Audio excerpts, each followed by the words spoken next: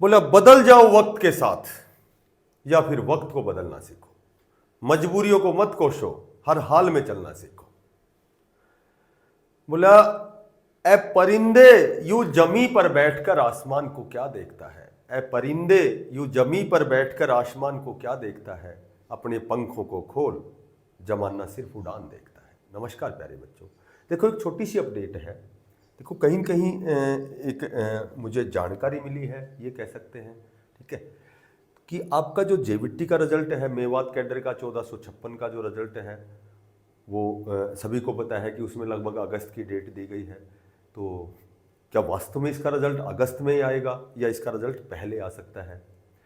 एक दो साथियों के कमेंट्स थे कि ये बताओ कि जर्नल की कट ऑफ पर क्या प्रभाव पड़ने वाला है, जो ये आपका मामला है सर्टिफिकेट का, ठीक है, ये जो रिजर्वेशन का मामला है, इस पर जर्नल की कट ऑफ पर क्या प्रभाव पड़ने वाला है। अब एक छोटी सी अपडेट है कि टीजीटी जो 7471 पदों पर जो वेटिंग लिस्ट का इंतजार बहुत लंबे समय से, 1 साल से भी ज़्यादा हो गए, लगभग 1 साल कह सकते हैं, तो अब तक वेटिंग लिस्ट ही नहीं आई है, ठीक है। सभी को पता है कि वो जो मामला है रिवाइज आंसर की का मामला है, 1-2 क्वेश्चन का मामला है, पार्टिकुलर 5 सब्जेक्ट ऐसे हैं जिसमें 1 से 2 क्वेश्चन का मामला है, एनसीईआरटी द्वारा कुछ और कंसिडर किया गया है, जबकि उसका जो आंसर है एचएसएससी आयोग द्वारा उसको अलग से मेंशन किया गया है। तो ये छोटी छोटी कुछ एक अपडेट है। देखो सबसे पहले यदि मैं बात करूं टीजीटी की, तो टीजीटी में जो वेटिंग लिस्ट की यदि हम बात करते हैं, पहले तो सुनने में आ रहा था बहुत बड़ी फेहरिस्त है, लिस्ट की बहुत बड़ी लिस्ट आने वाली है, वेटिंग लिस्ट सब्जेक्ट की अलग अलग सब्जेक्ट की अलग अलग डे बाय डे के अनुसार आएगी, ठीक है। पर वो मामला कहाँ अटक गया, वो 1-2 क्वेश्चन पे अटक गया, तो वो कहीं न कहीं जायज़ भी है, क्योंकि एक एक क्वेश्चन से ही कट ऑफ निर्धारित होती है, एक क्वेश्चन से बहुत ही ज़्यादा इफेक्ट होता है। एक नंबर हमारा ठीक है और वो गलत कर दिया गया है, हम बाहर बैठे हैं, और जिसका गलत था वो सही हो गया, वो नौकरी कर रहा है, तो कहीं न कहीं गलत तो है, ये कंट्रोवर्सी तो है ही, विरोधाभास तो है इसमें, नो डाउट, निसंदेह इसमें विरोधाभास है। लेकिन वो जो लगभग आपका मेरे ख्याल से 25 अगस्त है या जब का समय दिया गया है, क्योंकि विद्यालय तो जुलाई में ओपन होंगे, तो जुलाई में ओपन होंगे तो रिक्वायरमेंट तो अध्यापकों की होगी। अब अध्यापकों की होगी तो कहीं कहीं लगभग 3400 पद तो ऐसे हैं जो हरियाणा कौशल रोजगार निगम के तहत टीजीटी के भरे जाएंगे, तो उसमें अलग अलग सब्जेक्ट के ही कैंडिडेट होंगे, ठीक है। तो पर जब ये जो क्योंकि कोर्ट द्वारा पूछा गया था कि भाई आप रेगुलर नियमित भर्तियां क्यों नहीं करते, आप हरियाणा कौशल रोजगार निगम के तहत क्यों करते हैं, तो उनका सुस्पष्ट जो वाक्य था वो यही था कि जो सरकारी नौकरियां हैं वो तो फंस जाती हैं कोर्ट केस में, ठीक है, और हमें बच्चों को पढ़ाने के लिए बच्चों को संघर्ष करना पड़ता है, स्ट्रगल करना पड़ता है, तो उनके लिए हमें रिक्वायरमेंट होती है अध्यापकों की, तो हम हरियाणा कौशल रोजगार निगम के तहत उनको ज्वाइनिंग करवाते हैं, ठीक है। तो कहीं कि हमारी जो पूर्ति है वो बच्चों की है वो हो जाती है, क्योंकि वो भी हरियाणा कौशल रोजगार निगम के तहत जो भी अध्यापक लगते हैं वो भी कहीं न कहीं क्वालिफाई तो है ही। वो अलग बात है कि वो 1-2 नंबर से रह जाते हैं, जबकि उन्होंने भी अपने जो भी उनके पास डॉक्यूमेंट्स हैं, जो भी रिक्वायरमेंट डॉक्यूमेंट्स हैं, वो सारे बीएड है, वही सारी मास्टर डिग्री है, वो सारी फॉर्मेलिटीज़ उनके पास भी है, कहने का मेरा मतलब ये है। तो अब बात करें वेटिंग लिस्ट का, तो वेटिंग लिस्ट में देखो पहले भी ऐसा रिजल्ट घोषित हुआ है, एक्सपीरियंस का मामला आपने देखा होगा, 409 पदों पर था, ठीक है, तो उन बच्चों को होल्ड करके लगभग 5800 की लिस्ट निकाल दी गई थी। तो भला अब भी तो यही हो सकता है, ठीक है, पर अब ये ऐसा हो सकता है, तो ये तो क्योंकि 5 सब्जेक्ट पार्टिकुलर इफेक्टेड है, ये तो प्रभावित है 5 सब्जेक्ट ही, तो ऐसा भी नहीं हो सकता कि भाई होल्ड पे रख के और बाकियों का रिजल्ट निकाल दिया जाए, क्योंकि होल्ड पर कौन कौन है। तो कहने का मेरा मतलब ये है कि जो 5 आपके सब्जेक्ट हैं वो तो संभवतः आपके जो 5 सब्जेक्ट हैं, क्योंकि केसेस तो 5 सब्जेक्ट पे है, तो 5 सब्जेक्ट कौन से हैं, संस्कृत हो गया, फिजिकल एजुकेशन हो गया, ठीक है, फिजिकल एजुकेशन हो गया, मेरे ख्याल से पंजाबी हो गया, होम साइंस हो गया,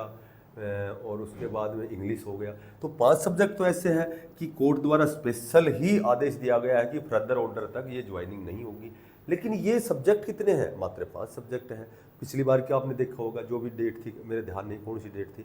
तो उन्होंने कहा था कि ये 5 सब्जेक्ट शायद छोड़ करके बाकी जो सब्जेक्ट हैं, मैथ हो गया, ठीक है, मैथ की एक पीजीटी की 460 या 456 पदों पर बहुत बड़ी भर्ती मैथ की है, तो मैथ की टीजीटी की वेटिंग हो गई, हिंदी की हो गई, एसएस की हो गई, ठीक है, और जो भी दूसरे प्रकार के सब्जेक्ट हैं तो उनकी वेटिंग क्यों नहीं निकल सकती? क्योंकि ऐसी बातें भी चली है कि भाई इन 5 सब्जेक्टों को होल्ड पे करके बाकी सब्जेक्ट की वेटिंग तो निकाल सकते हैं।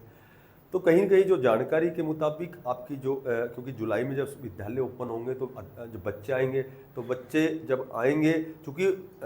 21 जून से 30 जून के बीच में हरियाणा कौशल रोजगार निगम के जेबीटी, टीजीटी, पीजीटी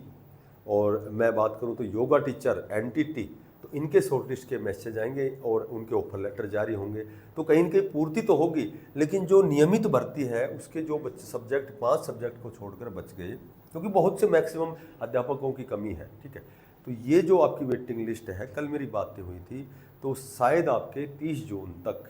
कुछ न कुछ सब्जेक्ट्स की आपकी वेटिंग लिस्ट आपको देखने को मिलेगी, ठीक है। अब वो कौन कौन से सब्जेक्ट हैं, हो सकता है, मैं जहाँ तक कयास लगा सकता हूँ, मैथ हो गया, ठीक है, आपका जो ये हिंदी हो गई, एसएसटी हो गई, तो इनके आपके शायद वेटिंग लिस्ट शायद आपकी आने वाली है। देखो यहाँ मैं 100% कन्फर्म नहीं कहूँगा आपको, लेकिन मैं जानकारी के मुताबिक 5 सब्जेक्ट जो प्रभावित है उनको छोड़ के आपकी वेटिंग लिस्ट हो सकता है जारी हो जाए। बात करें जेबीटी की,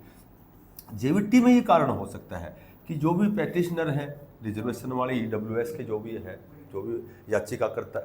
जिन्होंने याचिका लगाई है, तो उनको होल्ड पे लग के ये आपकी जो है डीवी हो सकती है। क्योंकि जब जुलाई में नए बच्चे आएंगे तो मेवात में ऑलरेडी पहले ही बहुत से अध्यापकों का अभाव है, तो बार बार मांगे उठाई जा रही हैं कि ये जो 1456 पदों पर जो भर्ती है, जो अध्यापक नियुक्त होने हैं, जो पैटिशनर है, ईडब्ल्यूएस के कैंडिडेट हैं, उनको होल्ड पे रख के और बाकी कैटेगरी का रिजल्ट निकाला जा सकता है। लेकिन बात जब यहाँ हम दूसरे उसमें करेंगे, दिशा में बात करेंगे, तो जब रिजर्वेशन का, क्योंकि देखो रिजर्वेशन का भाई प्री में यदि रिजर्वेशन नहीं दिया जाता है, ठीक है, तो मेन में तो दिया जाएगा, और सिलेक्शन तो किससे होना है? मेन से ही होना है, और मेन में तो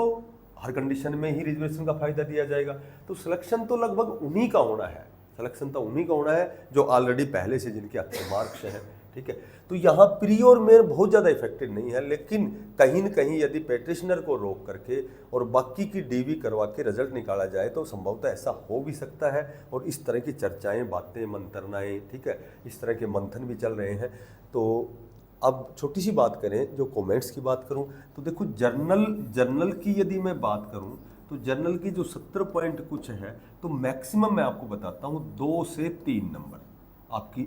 जो फाइनल जो सिलेक्शन होगा उसमें 2 से 3 नंबर बढ़ेंगे, और जहाँ तक मैं समझ सकता हूँ कि 2 नंबर से 3 नंबर बढ़ेंगे। बाकी जो कैटेगरी है ओबीसी हो गया, ईडब्ल्यूएस हो गया, ठीक है, तो यहाँ आपके ईडब्ल्यूएस हो गया, यहाँ जो आपके नंबर हैं 2 से 3 नंबर बढ़ेंगे। जर्नल की आप, क्योंकि रिजर्वेशन जब दिया जाता है तो जो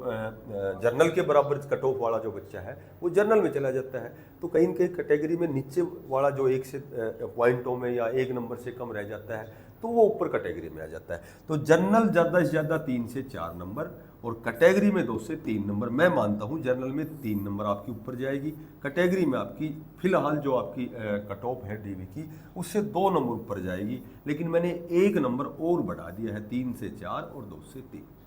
आप कहीं भी देखो, जब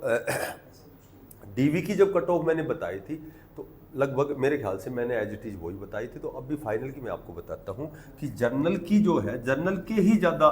बच्चे चिंतित हैं, जर्नल के ही बच्चे ज़्यादा चिंतित हैं, और वो इसी वजह से है। कुछ एक तो जिनको नॉलेज कम है, कुछ एक जो दाएं बाएं से जो भी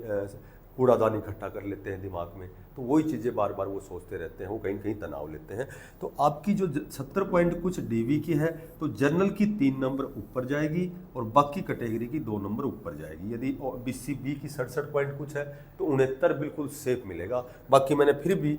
1 नंबर और बढ़ा दिया है, यदि आपको ज़्यादा ही डर लगता है तो 70 यानी कि 73 या 74 जाएगी, और यहाँ आपकी 2 से 3 नंबर 65 में 2 जोड़ोगे 67, 67 में 2 जोड़ोगे 69, 70,